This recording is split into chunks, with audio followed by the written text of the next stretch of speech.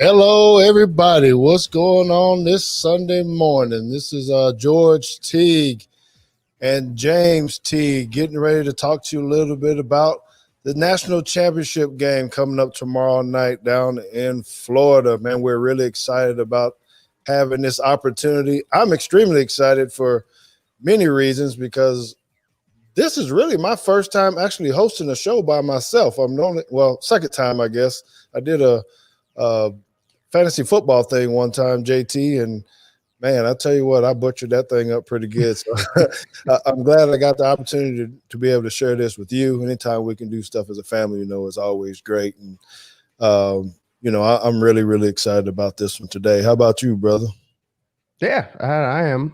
The more you do these, the more you have to host, the better you get at it. So you kind of have to do it. I don't know that you can practice beforehand.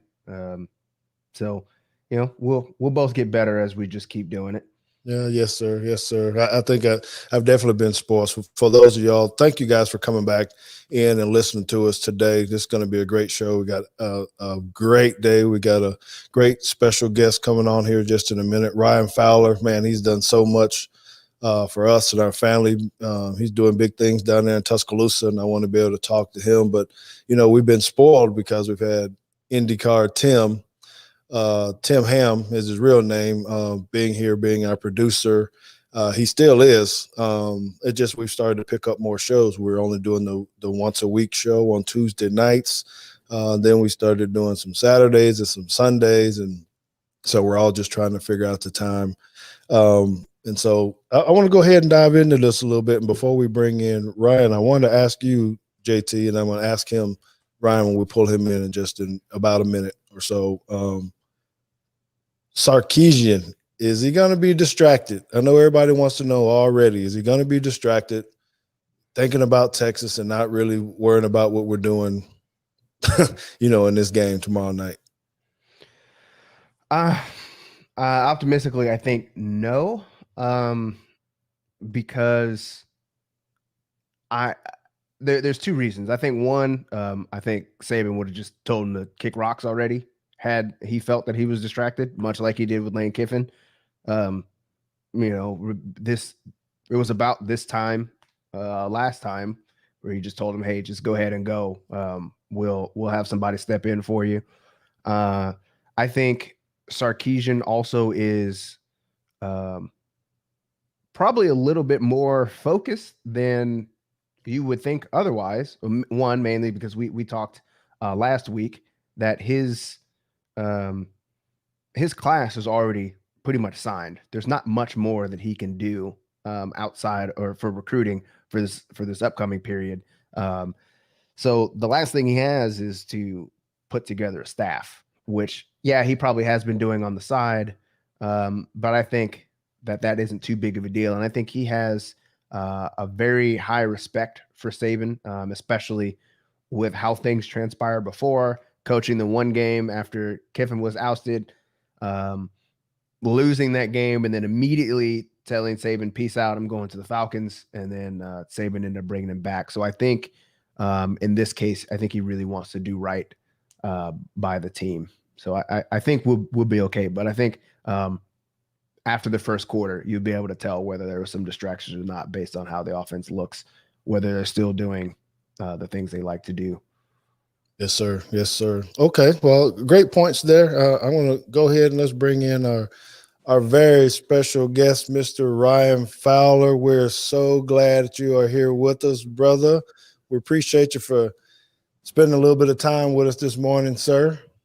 Well, it's good to be on with you guys, man. This is a lot of fun to be able to visit Alabama football, and on the eve of the national championship game, life is good, man. I mean, Alabama fans, I always say this in Tuscaloosa, I think we're playing with house money. If we never win another national title, I think as an Alabama fan, to be able to watch what we've been able to watch in our lifetime, we're playing with house money. Yes, sir. Yes, sir. As you guys see, and as you guys are listening to right now, Ryan Fowler is with the Tide 100.9 in Tuscaloosa. Been very good. Had the opportunity to, speak to him on the radio and now on the podcast. But, man, we've been on a cruise together, man, hanging out and I think we've been on a couple of cruises. Didn't you go on the second one too? Yes, I have. Yeah, yes, I did. Yeah. Yes, So we went on 2 cruises. Yeah. So Yes, it's sir. we had a lot of fun, man. You're always a good spirit. And I was telling my wife, I said, growing up, now 92, and for those listening to us in Tuscaloosa or listening to us around the Alabama nation, 92, as many championships as we have won. When I take a survey, I do 4 hours every day, 5 days a week. We talk nothing but Alabama football, 52 weeks out of the year. And when we do a show in the summer, we always ask, what is the favorite championship? And I promise you, this is not just because I'm on with you. 92 comes up very frequently, and usually it's not a unanimous, but it's at least a consensus that that's Alabama fans' favorite championship. And I've asked why, and I think, with Coach Bryant leaving in 82, with Coach Stallings, he reminded them so much of Coach Bryant. I think that's why, 92 is such a special year. So it's fun to be able to sit here and talk a little Alabama football with you. Man, Ryan, you better cut it out. I'm about to tell you need to be a coach over there. You're getting me all hyped over here, boy. I'm getting ready to run through the wall up here and start talking about some old football and things. Well, I was going to tell you, Miami just doesn't respect you guys, do they? I mean, no, they don't. They still don't, but that's okay. So, hey, you just heard JT talking about Sarkisian. Yes, sir. Yeah. What is the talk around the town right here? Are we okay? Is he focused, or is he on the airplane going back between here and Austin trying to figure things out, or what's going on? Well, I thought JT made some great comments, and you're looking at Sark, and let me just add to it. Okay, let's go back to 2016. Lane Kiffin, let's just say that he didn't behave correctly, and Nick Saban had to make a decision to go another direction, right? So Nick Saban had to make another direction, and Lane Kiffin had already went to FAU, and so he threw Sark in it. And I still think now there's very few mistakes when I look at Nick Saban that he's made over the course of 14 years. I think that will be one of those that we look back, and I think he could have tolerated him. If you could tolerate Lane Kiffin for 3 years, you can get him for 5 more days. So he went to Sark, and I thought it was almost an impossible task of asking Sark to come in, learn the play calling responsibility, understand, because he had a freshman quarterback. And I remember being on the field in that game and watching the first time I've ever seen Jalen Hurts a little bit emotionally shaken up was prior to that national championship game. Because you're on a big stage. When you walk in that stadium and you realize you're 60 minutes away from winning a national title. I remember Sark going to Jalen prior to the pregame. It was helmet to helmet. I was down on the sidelines, and I watched him settle his quarterback down. Now, remember, they don't have the same relationship that him and Lane Kiffin had. I'm sure Jalen, some of the anxiety was probably, hey, I'm working with a new coordinator, and I've only been with him for 5 days. So understanding what Sark was put in 2016, I think that he is going to do everything in his power to not put that responsibility on somebody else. And I hope that makes sense, but I just think that he's going to do everything above and beyond. I also think the early signing period has helped, and I know JT pointed that out with Texas already locking down a lot of their guys. So I think that will help as well. So I feel like that Sark is committed. I think he's a different type dude, and I think he's going to do everything in his power. We had a press conference earlier this week, and those questions came up, and he said all the right things. But we'll, as you guys said, we'll know in the first quarter if he has spent all that time. But I think you combine that with a level of focus that's in Tuscaloosa with this team. This team is dialed in. I've talked to people, and as you should be, but they're on a mission, and they have been pretty much the entire season. And Nick Saban, has told us that, hey, this team is just a little something different, and I'm kind of confirming that with people that I talk to behind the scenes, that this team has a different mentality. Yes, sir. I'm with you. I think he's a professional. I know that, that he's had some struggles in the past, and we've all forgiven him for those and things. And I think he's going to go into this. He has to. I mean, the job that he's accepted, I don't think they would want anything less either, other than him to come and show exactly why they, hired him to be the next coach in Texas. And you brought up a couple of things where you were talking about first quarter. We're going to see a lot in the first quarter. You guys, JT, I'll start with you first, as I know you do a lot of stuff. JT's very active on Reddit and a lot of other areas. And the Discord. There's an Alabama Discord where we've got a lot of people that they may be on campus. Some of them are, I don't know, I'll give them amateur journalists. And one of them, actually, I think one of them actually does write for AL.com. But they're all in here chatting quite a bit all the time about all kinds of sports and what they see and what they're hearing. Well, so my question that I want to ask from the people that you're getting the scoop from, Jalen Waddle, man, is he going to be playing or not? Is he healthy? What is going on? Are we going to see him out there tomorrow night playing in this football game? Well, from what I've seen, one person just said there's been a Waddle sighting. He's been at practice. He's been non-contact. So I'm a glass half full on this one. He wasn't practicing before. And now that he's there he's apparently weighed in at his same weight. He's been full practice. He doesn't have a brace on, but he just has the black jersey on.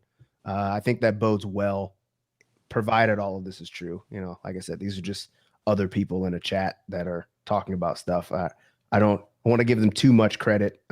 Ryan probably knows much better than we do, but I would say we should see him. All right. You agree with that, Ryan? We got a chance to get him back? I think Nick Saban may have used this a little bit of coach kind of talk. Let me say this. I think Jalen Waddle would love to be able to come back, and I think we will see him in some capacity, whether it's 15, 20 snaps, something like that. Let me go back to not this past week, but the week prior. I know he had started doing some things even before the report had surfaced that he was going to return to practice, medically cleared. The black no-contact jersey, as JT pointed out, was a big part. I've heard it's been some good things that he was able to do this week. Now, he did some individual drills trying to get back in condition. The great thing is Alabama's got a great facility, whether the zero gravity treadmill that they've got where you can, try to get back in heart and lungs and everything else in shape, but still not put too much stress on the lower extremity. This week, he's been up and down. He's had some really, really good practices. He was able to run some great routes Wednesday and Thursday with just pretty much the same speed there. Now, I know towards the end of practice, now this is not coming from Nick Saban. This is just coming from people that I've spoken to, that he really struggled to even get off the field side of things. Now, this was Thursday. He did some things on Friday. So they practiced 2 hours before leaving and headed to Miami. They left at around 5:30. They practiced for 2 hours. Now, this was their typical Thursday practice, and then they were going to also do another practice in Miami and then a walkthrough today and then get ready for tomorrow. So I've heard a couple different things that he has done some things. He was able to go full speed in some of the drills. I know that this young man would love to be able to go out and walk out. But if you're Nick Saban, if you're sitting there and looking at Jalen Waddle, and I know he's been medically cleared, but what if something – and I know you can't play not wanting to get hurt. This is a national championship game. There is no games next week. But you almost look at Jalen Waddle as a guy that's got a huge NFL potential. I think I've seen some projections, even with the injury. I think he's in top 20, top 25 in some of the Todd McShay stuff. So if you're Nick Saban, do you take that chance and throw him out there and reset something, and then you're not able to go in for the combine? Because I don't think we're going to get a Jalen Waddle like we saw prior to the Tennessee game. I just don't think that, for one, he's not going to be in sync as much maybe with a quarterback that he's not been able to do everything full. Because my understanding is on Wednesday, Thursday, and Friday practice, he would do some, and then they would pull him out, and he would, be walking around and trying to, loosen everything up.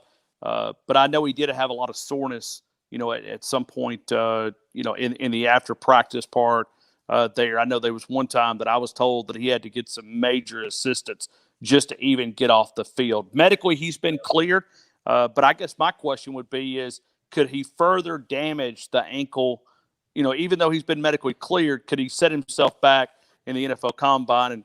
And, Coach Saban, I don't know if he wants to take that type of chance. And, Alabama's got some great options. Jalen Waddle would be another option. But even this week, Nick Saban has allowed Ohio State to spend some time focused on understanding, well, if Jalen Waddle's out there and he's a good to go, we're going to have to prepare for him. Well, and and you're making some great points, and it's always tough as a player when you're trying to figure out. So going into a draft, can I up my stock? Can I hurt my stock? I personally had to think about those things, not necessarily I'm in a totally different situation than he was in. I wasn't even protected to go into the first round until after the combine, so I was trying to do everything possible. But I do know, that when I was banged up or nicked a little bit, you tried to not show that because the doctors were going to find it and see it, and then that's a reason for you to lose some cash and things of that nature. So we did have to. At the combine, I did not do every drill. I knew I was not going to run the 40 at the combine, and I did not. I did some of the defensive back drills and stuff, but I wanted to prepare a little bit more because I knew mine was about speed. So I waited for pro day to run my 40. A complete month later, so that I had more time to prepare for that because I knew that's what mine was going to hinge on, and that was a good calculation for me, I would say. But George, do you worry about the NFL being the last time? Let's say Jalen comes out and he struggles with just not showing that he's healthy, being that this is last time the NFL scouts will see him on football pads and full go. Are you a little concerned about that if you're Jalen Waddle? Does that go through your mind? It does. I think if you're not looking good and you're behind, or he's slow and not quite as crisp, that could be an issue. Can you overcome it later? I don't even know what combine is going to look like, what pro day is going to look like with the pandemic and all that kind of stuff. So he might not even have that opportunity to go show what he can do anyways. They're still going to have to tug on his leg or, all this kind of stuff and really try to figure out if he's hurt or not. So, between now and April, I don't know. I guess you just play it out and hopefully you get it. But yeah, I understand your points of, being able to hurt yourself more than giving yourself something positive for this. But, and that goes into that. Even if he does play, let's just say, what if he plays, JT? What if he does play? And let's say he's healthy and he's fine and everything's going on. How much different does that change the dynamic of the team, though, the offense? Does that create a new problem? You got another person. You had Devontae. Are you getting too many mouths to feed, or what really happens if he does come back? I think statistically, what happens is the Heisman winner doesn't have the yards and catches that he might have if Waddle is 100%. Because Waddle at 100% is Smitty now, and I guess there's a case to be made that Waddle might have. You could have had like 4 of the top 5 Heisman winners or Heisman finalists being from Alabama had Waddle been healthy the entire year. But I think it makes it that much more difficult, and we'll get into it a little bit on Ohio State's game plan. But I think it makes it that much more difficult for them to do what they tried to do against Clemson as far as alignment and keeping their safeties high. You kind of have to get down on Waddle because Alabama's RPO game is basically half of their offense. Like half of Mac Jones's throws are coming off of some kind of play action. I think 2,000 yards have come off a run fake. So if you got Devontae being Devontae, and then you've got Waddle being able to get loose underneath, and you want to keep your safeties back and your linebackers spread apart, I think that poses a real problem versus having, they've started to lean on guys like Billingsley, who's starting to come into his own as a tight end. And I mean, I think even Mechie might start to get more balls because you've got Devontae and Waddle on the field. You've got all eyes towards them, and Mechie is probably in a few more one-on-one situations. Okay, so you kind of thank you for leading us into that. Let's talk a little bit about Ohio State just for a minute and the matchup that we have there. They had obviously a great showing against Clemson. Really put them on them. Justin Fields did some really great things, and I think they might have shocked the world a little bit with the way that they played. But let's talk about their strengths and weaknesses for Ohio State. You mentioned some stuff about the secondary. Can they match up with our wide receivers? What Ryan and JT both will let Ryan go first. What do you think some of the strengths and weaknesses are for Ohio State? Well, I think their defensive front, their front seven is pretty talented. When you look at statistically, and I like what JT was working in there. I mean, he's my type of guy, man, talking about stats and all those different things. I like that. I mean, I love those analytics side of football. You go back to Ohio State for just a couple of minutes. They've got some issues with COVID. I had a reporter on my show on Friday that's an old school guy who's been up there since 42 years. He's been covering Ohio State. And he told me that he was expected that they were going to be at least down 2 defensive linemen. So, and it's rumored is that it's one of their number 1 guy, and I think not the number 2, but maybe number 3 or number 4 defensive lineman. They've got a pretty good rotation of guys, but their number 1 guy seems to be either in COVID protocol or quarantine or the contact tracing. So the big buzz coming out of Columbus this week, and I know even guys like Dan Patrick on the national level, as far as the radio show, has reported that they've got multiple guys. Now, I do know earlier this week that Ohio State, they were a little bit concerned about having the minimum number of players, and they wanted the game pushed back to the 18th. The SEC and Nick Saban said, no, thank you. We're going to suit this thing up. We're not going to give you, a mulligan and allow you to back up a little bit. So, and I think some of that was because of contact tracing, but I think some of it was probably to help Justin Fields, have a week extra to kind of recover on whatever is going on with his thoracic abdomen, back, all those different things that he took that shot. So Nick Saban didn't give them that. So I look at the strength of their team. It is their defensive front, but is the rumors coming out of Columbus true? Or are they doing a little gamesmanship, trying to, maybe, throw some things out there? So you talk through the media, and I know we're used, so you never know. It could be that. The secondary seems to be maybe a little bit of concern for them. If you look at statistically speaking, I think they're 116 out of 127 when you look at pass defense in the country. Now, you can even lower that down, and you could let me take yards per game or yards per play, and you could say, well, everybody was throwing against them because they were behind, and then those numbers are skewed a little bit. You could kind of throw that in there, but I still think there's some problems with that secondary. If you show up with problems against Alabama's offense in the secondary and you cannot put pressure on Mac Jones, it may be a long evening for that defensive backs down in Miami. Well, they're giving up 280 yards passing a game, which I don't know if that bode wells with our weapons that we have, whether we got Waddle or not, on JT. And who have they played that can really throw it out, right? I mean, yeah. Because I was going to say, 280 yards a game actually isn't all that bad. And considering how pass happy teams are, and you got some guys throwing for 500 yards in a game and things like that. I'd take that.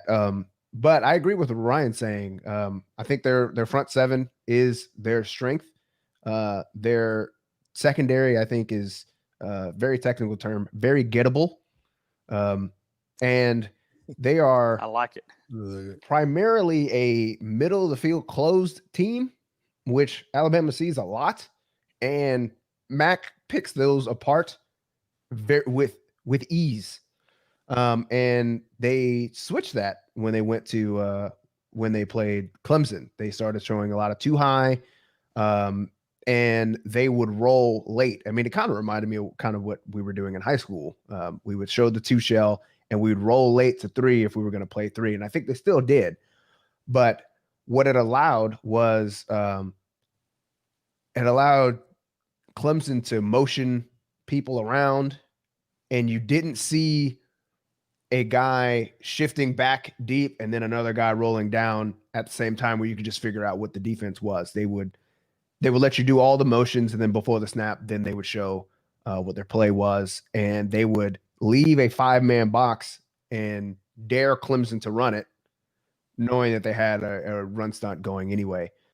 So I think that's why they were able to hold Clemson to 28 points, just off of, hey, we've been showing cover 3 all year. I know 6 games, whatever. Man, that's what Dabo gets when he said, "Oh, they're a quick study." Yeah, well, yeah. Why did Dabo have to talk, George? You couldn't control him on that. I mean, you could back him down a little bit on that talking. It's the same way Juju just has to talk, has to say something. There's just something innate in those guys. When I want to talk about it, well, I have to give it a little. Since you brought it up, I have to put my one little joke in on the show. Okay. Right?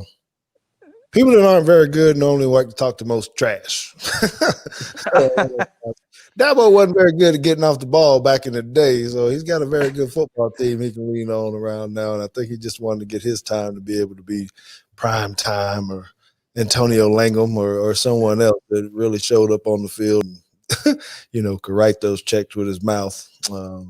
But that one hurt him. So anyways, yeah, guys, I think – I'm with you guys. I'm looking at this stuff on what they're studying, and I'm really interested to see what Ohio State is going to try to do with, this 1 high versus 2 high. What are they going to do to try to stop the running game that we have? Before I go further, let me say, I really appreciate you guys, the listeners that are in right now. See, Marcus, and I'm getting the notifications of people subscribing to our YouTube page. Thank you guys for doing that. Please don't forget to go ahead and subscribe to the page. Just give us some likes. We really enjoy having you guys on, especially now that we're going to 3 different times right now. So I just wanted to make sure I give shout out to everybody for that. I see family members. Tessie's in the house too. You see, so it's really good. Thank you guys. So let's flip it back into Alabama now. So we talked about their strengths and weaknesses. We think that it sounds like you guys are saying the strength is, pretty much their defensive front. So are they going to be able to get to Mac Jones? Are they going to be able to stop Najee in our running game? What are our strengths? What is Alabama's strengths and weaknesses right now, fellas? Well, our strength is definitely the offensive line. When you win best O-line, when you win the best O-line award, I mean, that's saying something. I think they've given up 9 sacks the entire year, which is crazy, right? So for a team like Ohio State, that is, if they are missing defensive linemen, and if they're not going to be able to get pressure without blitzing, and they feel like they're going to have to start blitzing, and Alabama can pick that up, they might end up running them out of the building, because those slants, I mean, if Waddle can go and you can get Waddle on a slant and there are no linebackers in the middle of the field, I mean, like Brian Kelly said, right? This is not a unique problem to Notre Dame. Tackling those guys is a problem for everybody. So not only do you got to catch them, but when you do catch them, you still have to get them on the ground. So I think as long as Alabama can still, if they can run their offense, if they can get all the eye candy and the motion and kind of figure out what's going on, and force Ohio State to kind of key on the run game and get them feeling that they're going to have to put some pressure on it and just pick it up, I think offensively, they'll be fine. All right, that's good. Yeah, you made me want to make sure we get to hear this a little bit during the game. We need to hear a whole lot of the fight song going on, getting those end zones, score some touchdowns, baby. Woo! Roll Tide, baby, roll Tide. Yes, sir. Nothing wrong with that. Nothing wrong with that. Hey, and just piggybacking off what JT said there, looking at this offense is, if you're a defensive coordinator, like, there's nobody been able to solve this Alabama riddle. I think Arkansas may have had the best game plan of trying to keep everything up front and maybe not willing to give up the back end of that, the deep parts of that. So you kind of look at this offense, you almost have to kind of pick with what's going to be able to beat you. Najee Harris, and don't forget, man, we can lean on that workhorse and being able to take advantage, of what he's able to do and the speed. Billingsley has emerged as a 230-pound wide receiver tight end that could do some special things. I think it tells you, when Nick Saban puts him back as the kickoff guy, how much they trust him and what he's going to be able to do. So, guys, there is just so many different ways that Alabama can score points. And, I don't know what JT's prediction is, but I kind of heard him leaning into it there when he said they may run him out of the stadium. I'm getting closer to JT as we get closer to game time. I just feel like this game, with everything that we've heard and this level of focus, this thing could get out of hand. And I know that's not what ESPN wants to do because of TV ratings, but it may be Alabama's night if they can continue this level of focus and get to that game tomorrow. That always makes me nervous, man, when you feel confident and you got it. But, both of you guys are saying some great things. And when you're talking about gamesmanship, what's the real truth about Waller? What's the real truth about the defensive lineman? There's always so many backstories and strategies because people are watching and trying to figure out what's going on. And it does scare me when you go into a game of this magnitude as a fan. I mean, and you hear a lot of things and people get confident or maybe overconfident, and then all of a sudden you're in a barn burner of a football game. It's like the Tampa Bay Buccaneers yesterday with the Washington football team. Wasn't supposed to be that close, but here it is. You got a backup quarterback in there who's playing the best game. Really good, actually. And doing all this stuff, and then all of a sudden, it's coming down to the last 2 minutes of the football game. And so it's particularly as a coach, try to not get too comfortable with that because you never know how things are going to go. So the game plan then for them, for Ohio State, is to do what? What are they going to try to do to us, JT, you think? They've got to confuse Mac Jones. They've got to take his reads away, and they have to do something that teams have not done all year, and that is turn the ball over. And Justin Fields needs to play like he did last week.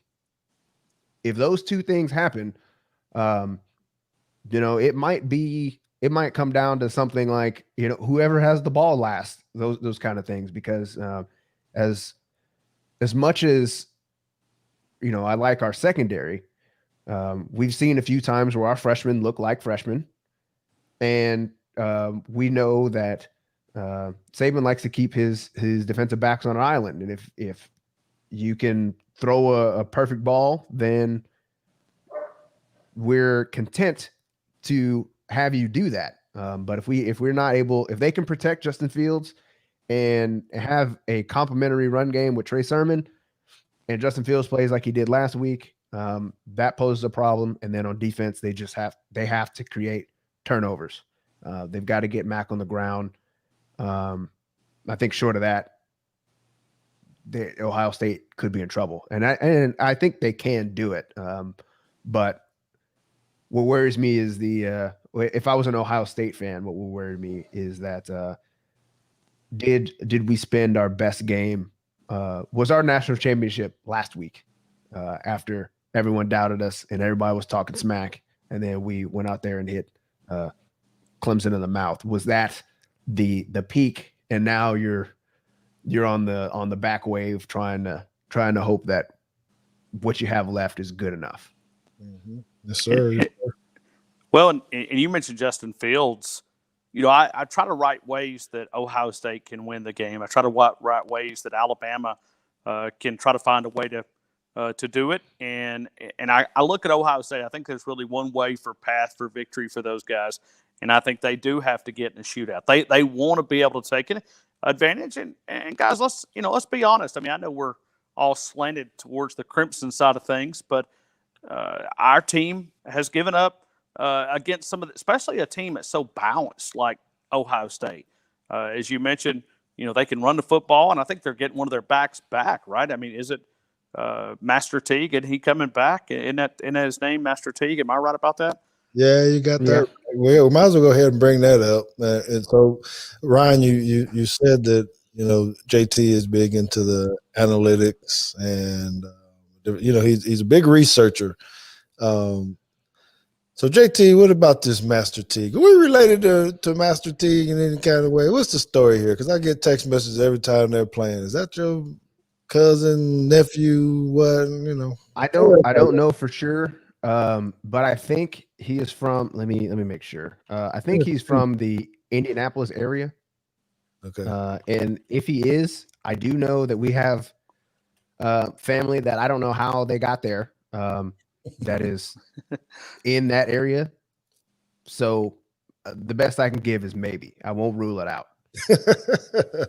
Well, if it gets drafted, we'll be like everybody else. Of course, we're related. Let's go with that. Sure, absolutely. But no, actually, he's from Tennessee. I lied. So even closer. Y'all not care from anybody from Tennessee. You don't claim them anyway. No, you don't have anybody from Tennessee. So, but guys, they're a balanced team, and if Justin Fields comes out and gets some of those tight ends in coverage, and I'm not very comfortable with Dylan Moses in coverage. No. I think it's just statistics. God. Thank you for saying that. We've been harping on that for weeks. And you know what you just said? It was really interesting is when you said they're a balanced team, they're ridiculously balanced. I mean, most people scares me. Trying to get run pass tendencies to be 50-50, but statistically, they're 544 yards a game. 272 are run, 272 are pass. Wow. I don't know how they're figuring this out or what the deal is, if it's just coincidence or not, but it's right down the middle of yards per game and just not run versus pass. So that's very interesting to me to see that, So what does Alabama got to do then? What's our game plan, fellas? What do we got to do? We've talked about the weird defense they have, three corners, one safety, playing high. I'm sure they're going to try not to let us go deep. How do we attack it? Are we going to be just the screens, the RPOs, hitting it, letting those guys run, trying to make them tackle? I mean, they got, first round draft picks over there too that they're hoping can tackle our dudes and cover them. So what do you guys think? You got to put pressure on Justin Fields. You got to test those. I'm not trying to say I don't want the young man to get hurt, but if you got a defensive back that just pulled up with a hamstring, next play you're going to see if he can stretch it out a little bit. I mean, that's just what it is. So I think you take Will Anderson and you put pressure on Justin Fields.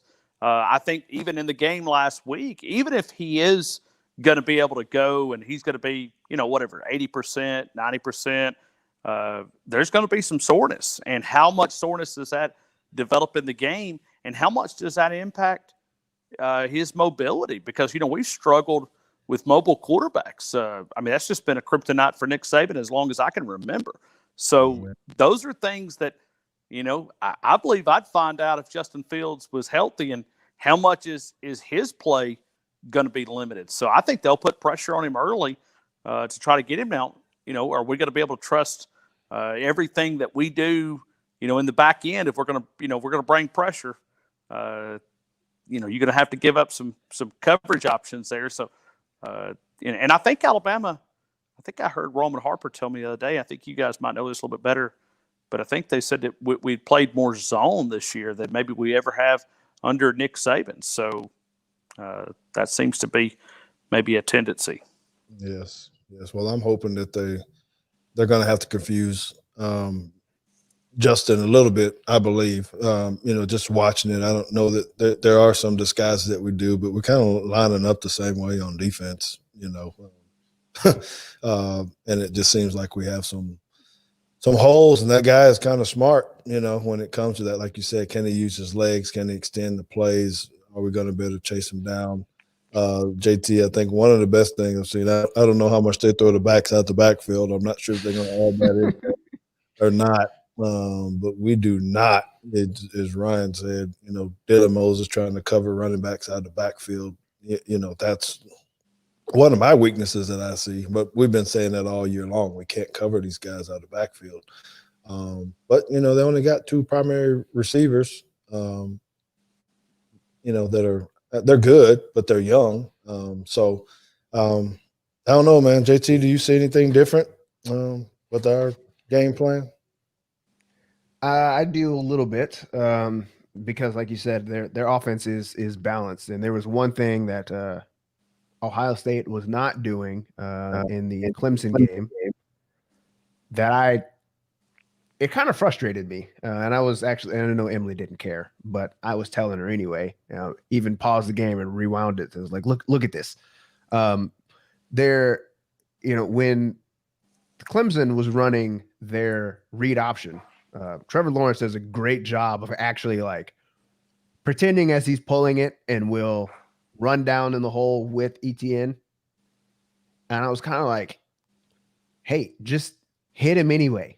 Like, who cares? I don't care who has the ball. If he wants to pretend like he's going to run, just right. Smack him anyway.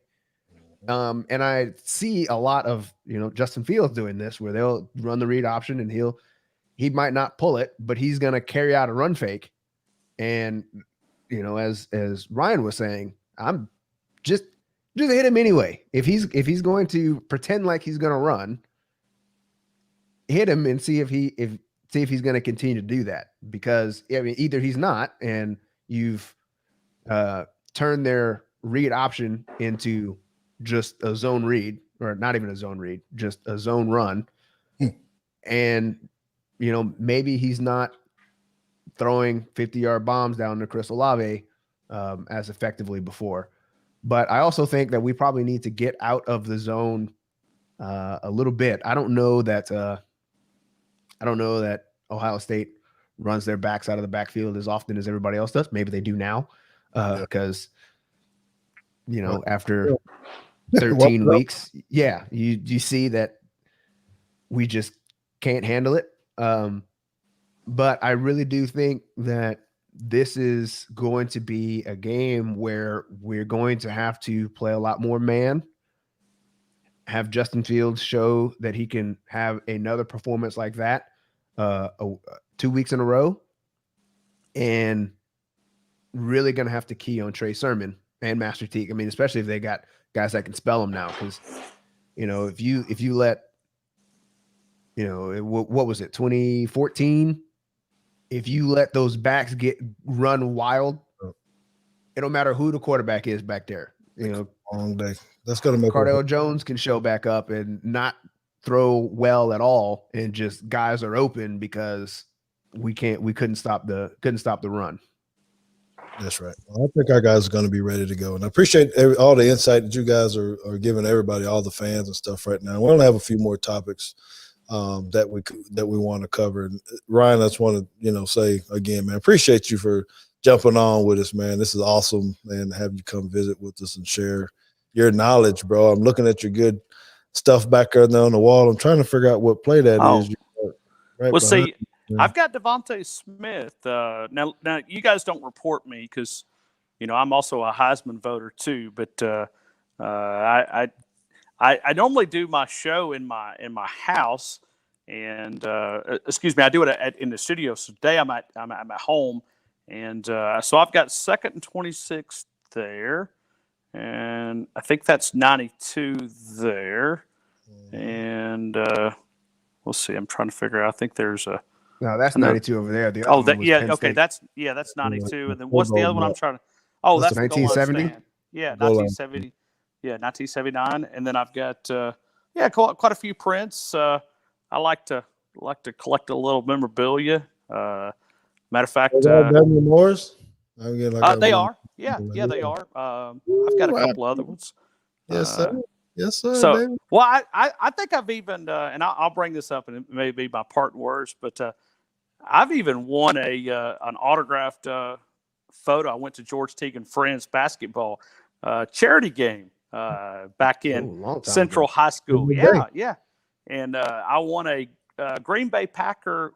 Was it Green Bay that you? Yeah. So I've got a like your rookie card is something you gave away, and it's autographed. So I've got that somewhere here in my collection, and so it's always fun to be able to talk Alabama football, and just to be able to look. And hey, let me add one more thing at defensive side of the football. Word is that LeBron Ray is going to be back. Oh, good. So yeah, so he's had a. I know everybody's been focused on Jalen Waddle this week, as they should.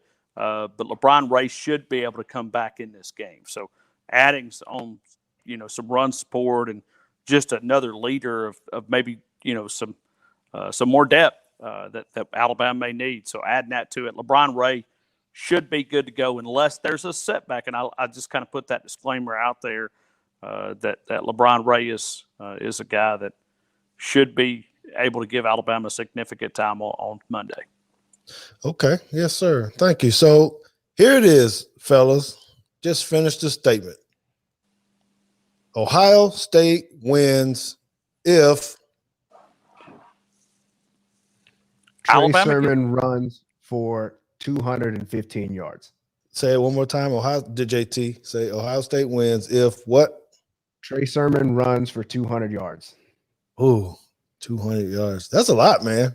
It is a lot. I really would. I mean, honestly, I think it's 100 yards. If he can get to 100, then, but, I think if he gets to 100, he might get to 200. Wow. Okay. Well, Alabama's so you're saying 110 a game, though, right? I believe that's what Alabama's giving up in rushing is a little more than 100. So that's scary. What about you, Ryan? What do you think? Ohio State. I'm just sitting there thinking, as he's saying that, don't do Ezekiel Elliott on us like he did in 2014, and that crackback Sean Deion Hamilton as a true freshman in that 2014 play, and had to come in. I believe it was Reggie Ragland that went down and brought Sean Deion Hamilton in, and here Ezekiel Elliott, 75 yards later, we're finding him in the end zone. So you look back, I think Alabama's got to help Ohio State, and when helping, JT pointed it out earlier, is do something that maybe we haven't done. Throw interceptions, put the ball on the ground, give them opportunities. I think if Alabama does not help the Buckeyes with giving them turnovers and opportunities, short fields, I just don't think they can win this game. So can I paraphrase? It sounds like you're saying Ohio State wins if Alabama helps them. Yeah. I mean, Alabama has to give them opportunities. I just don't think if you get, strength on strength and this thing gets in a shootout and you get more opportunities, I think that may be another way that they can do that.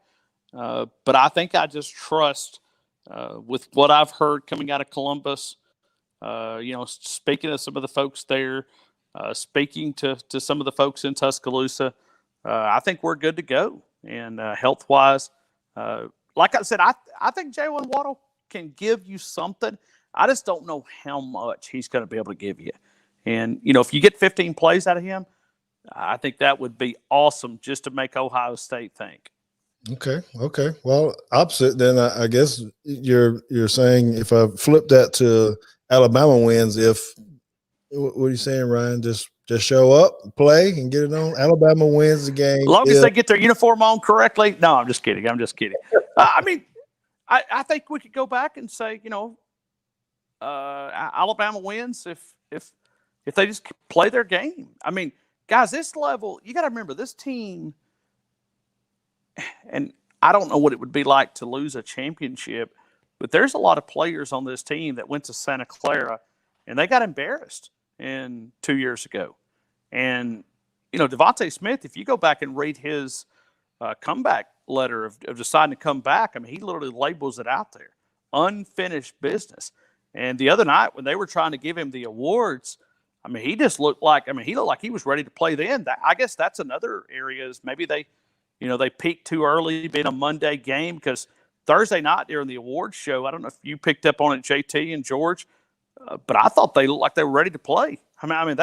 Alex Leatherwood, I thought he was going to chew nails. They were giving him the Outland Trophy winner, and he's up there like, let's put the helmet on.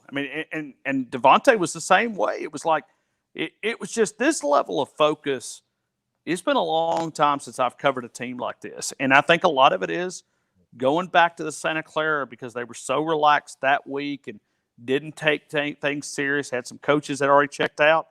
They got embarrassed in Santa Clara, and they don't want it to happen again.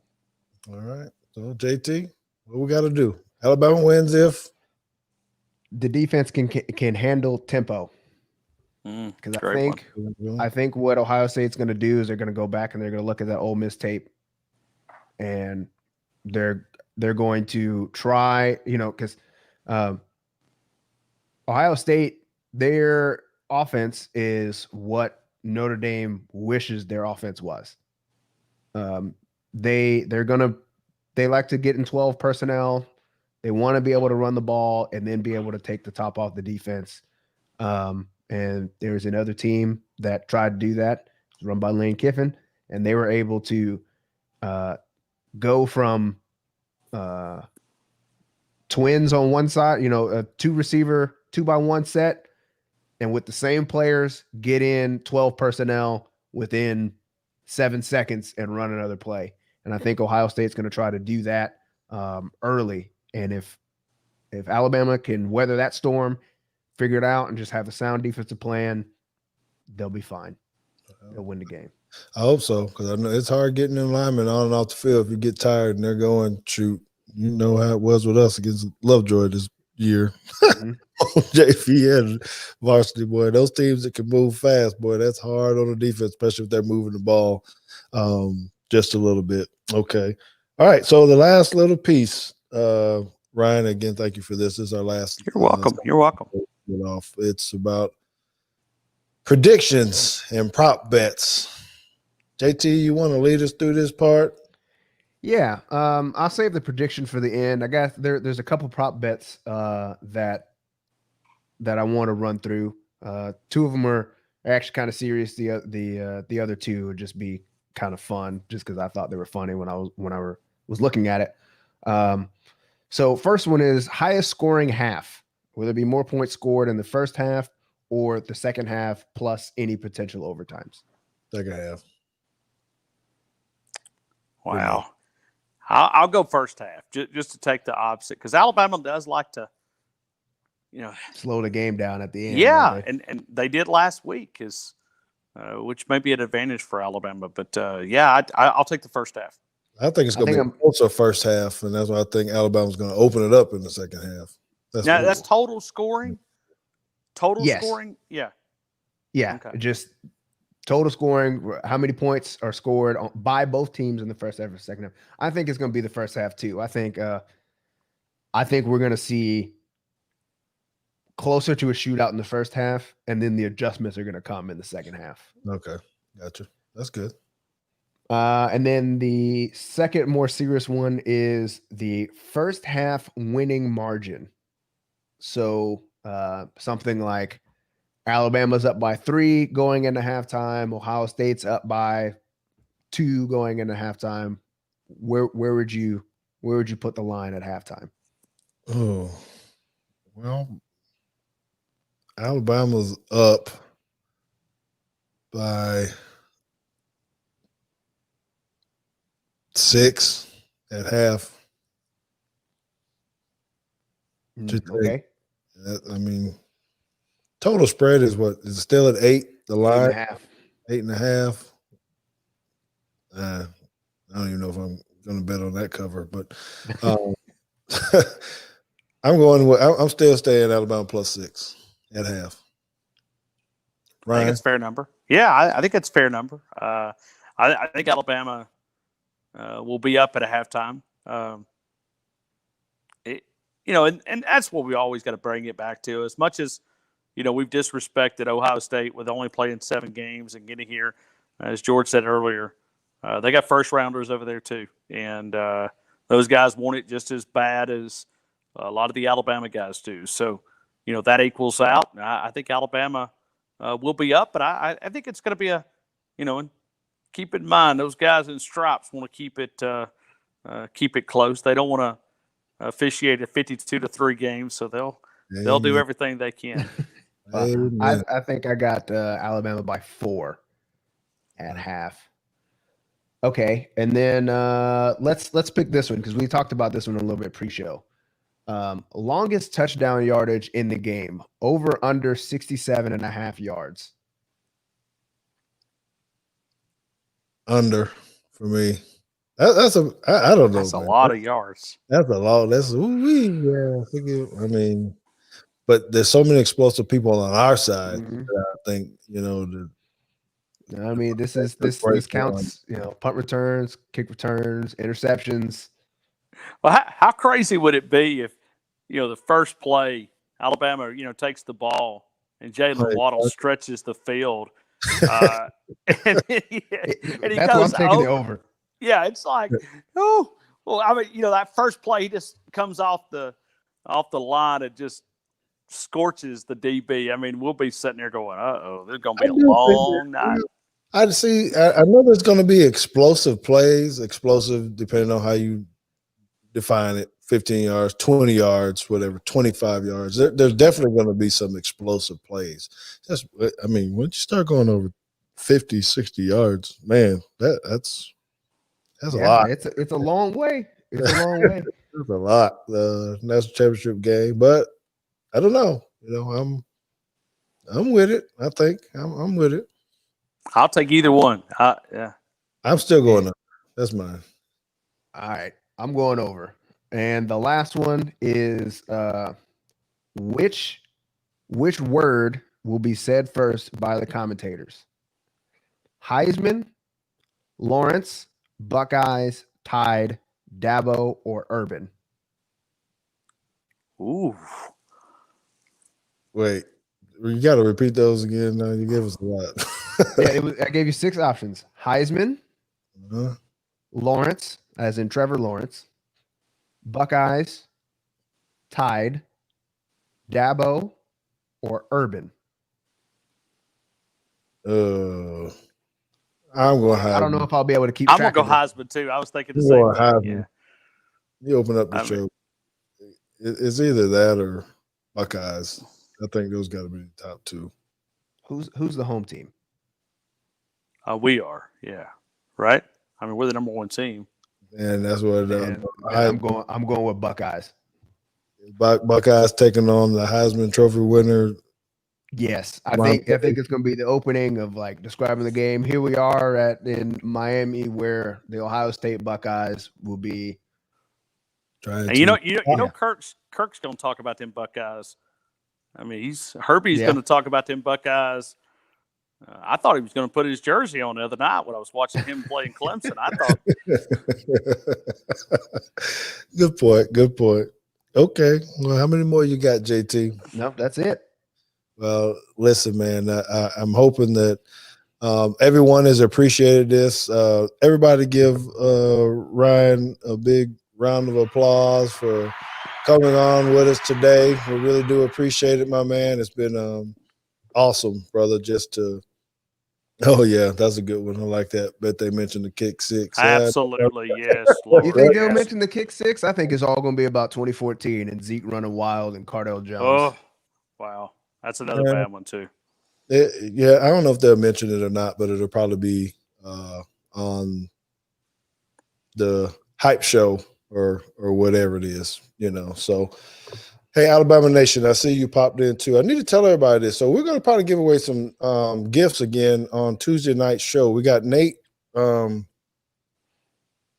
Newton coming on Teague's Take on Tuesday. So that's going to be a great one, be able to talk about some good Cowboy stuff, what he's got going on. You know, he's doing a lot of analyst stuff out here in Dallas as well. But I'm saying that because the Alabama Nation, who just gave you a shout out, Ryan.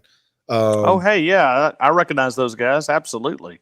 Yeah, he hadn't contacted me yet, but I announced on our show yesterday that he actually has won a gift.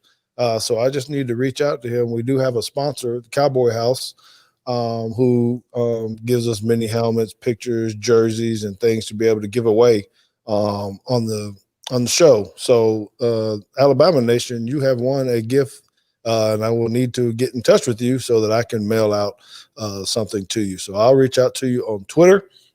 I know that you can find any of us out there. You can find me at Teague Football. Ryan's at Ryan C. Fowler, right, on Twitter. Do you got any? Are you on Instagram and Facebook as well? Yeah, pretty much the same way. You know, my show is called The Game with Ryan Fowler. You can find us at The Game at 100.9. It's at The Game 109, which is the dial for us. And we're on all the counts, Facebook, Instagram, and Twitter. Okay. And you can get JT at JT Teague? Nope, at Teague 13. Teague 13, sorry. Subject to change, I suppose. Yes, sir. Nobody can ever remember it. How they get you in the Reddit? All these other people, how do they find you? Yeah, I got to find out about this. I mean, I'm going to have to be texting you to find out because you throw up some really cool things that you guys were doing. So that intrigues me what you were talking about earlier with a group of Alabama fans.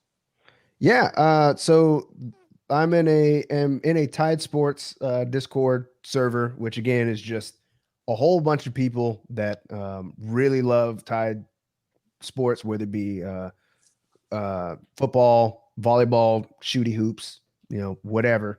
And they're usually talking all day. So you can find our subreddit with all of our videos, our live shows on reddit.com/r/Teagues Take. And if you want to come join the rest of us in Tide Nation with all of the news stories that we find and all of the gripes and even game day threads. Game day threads are the best, where you can see fans either really excited about something or really upset about Pete Golding and the way that he's calling his defense in real time. Oh, don't get me started on this at the last part of the show now.